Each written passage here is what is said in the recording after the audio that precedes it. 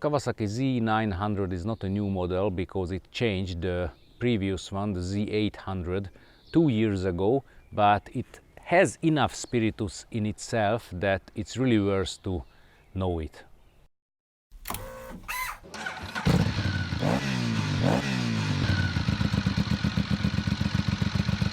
Not the most important part of the Z900, but we have to speak about it at the beginning, is the design. Kawasaki is calling it Tsugomi design. It means that the subjects are giving out an energy or an aura which is affecting on human beings, and that's what in Japanese they are calling Tsugomi. And this bike is absolutely giving out dynamism and aggressivity. Just look at the front part, the fuel tank, the rear section, and all the small parts of it are designed according to this on a proper and absolutely perfect way. The Z900 is a pretty compact motorbike. The overall length is only a little bit over 2 meters. The wheelbase is also pretty short, and the whole characteristic of the whole bike is a very, very small and compact piece, and it's really easy to ride it.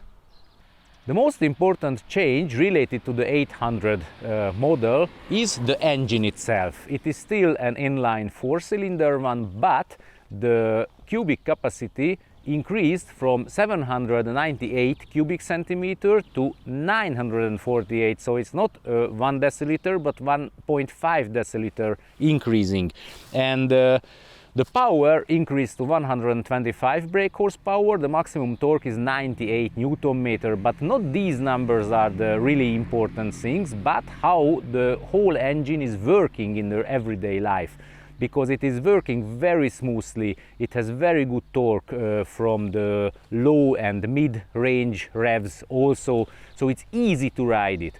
Of course, it's not as dynamic as let's say another one which is made from a 200 brake horsepower super sport bikes engine. Those are more dynamic, but this one is very, very well usable for lots of everyday riders on the streets.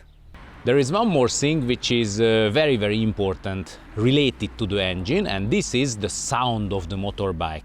I speak about it in two parts. One of them is where the engine is intaking the air. It's under the fuel tank, and the tubes are going in from the direction of the rider.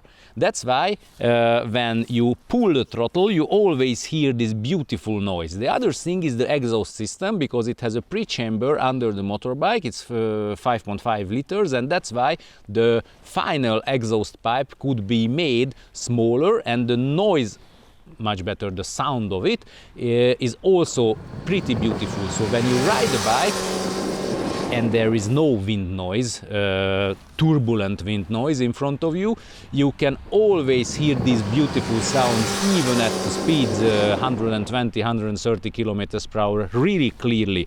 So always very nice. There is a small vibration, also designed vibration on the fuel tank when you increase the RPM, and this whole combination together is a proper enjoyment.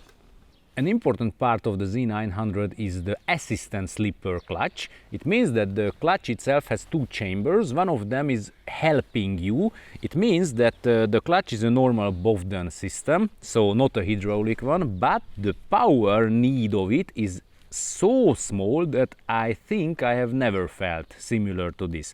So the assist clutch means that you can use it with very small hand power, and it's very easy to slip it and everything. The other side, the slipper side, means that if you don't feel the throttle beep gearing down technique, so you are not a good rider or good enough rider, you just push down the gears and always release the clutch without throttle beep, then the slipper clutch is going to help to minimize the rear wheel slipping. The dashboard is a pretty simple one. We have a not too complicated board computer, the mileages we made, we always see the current speed and the gear we are riding, and of course the upper part is the most important one, the RPM, which is also working as a gear light And it's important that you can personalize it where you want to start flashing, so when it makes you want to change the gear.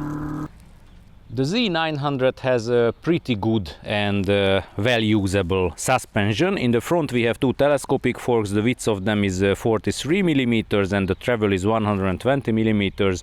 And we can change the preload and the damping on the left telescopic fork on the top of it.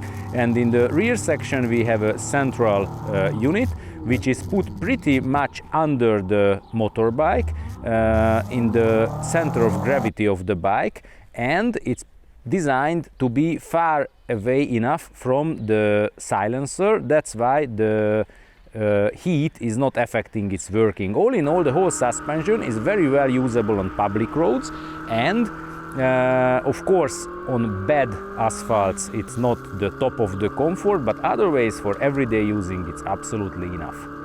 Really only a few words, let's speak about the brake system. In the front we have two disc brakes. The diameter is 300 millimeters.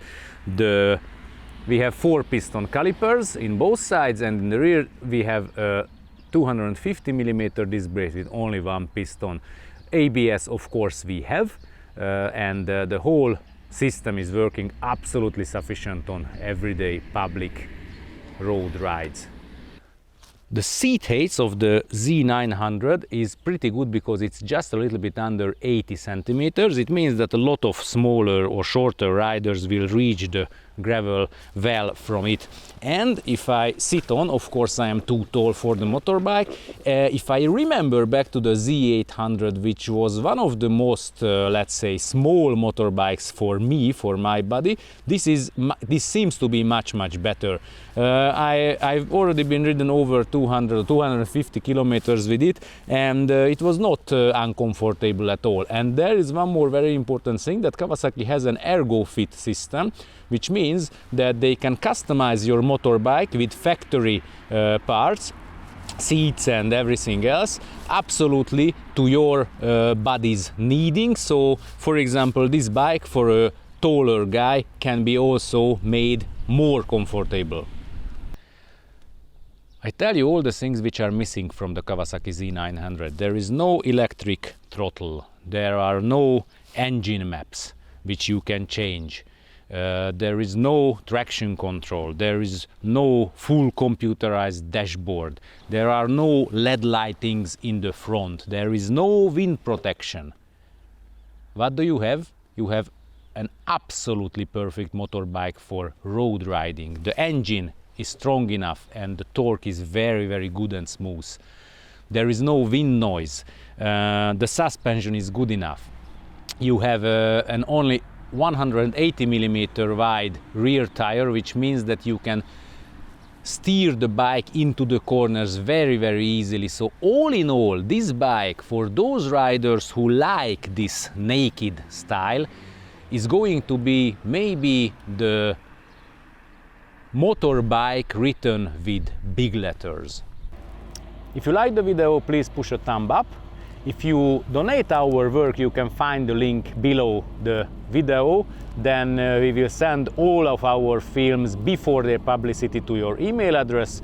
Please subscribe for our channel and watch our previous films and reviews as well. Thank you very much.